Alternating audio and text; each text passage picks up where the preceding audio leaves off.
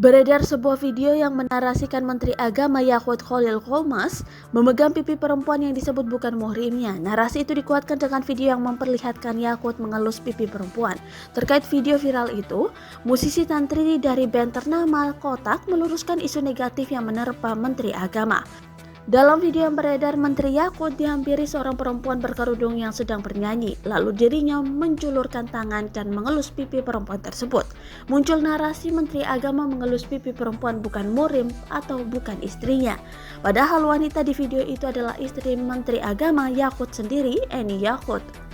Dikutip dari tribunjabar.id, Tantri Kotak pun ikut bersuara terkait isu viral foto Menteri Agama Yakut Khalil Qomas mengelus pipi perempuan sebab dia merasa sangat bertanggung jawab terhadap foto tersebut.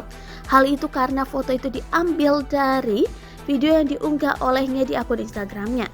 Tantri menegaskan screenshot foto viral yang menarasikan Menteri Agama Yakut mengelus pipi bukan muhrimnya adalah fitnah dan hoax. Adapun momen video asli istri Menteri Agama dan Tantri Kotak menyanyi itu dibagikan di akun Instagram Tantri Kotak pada 15 Desember lalu.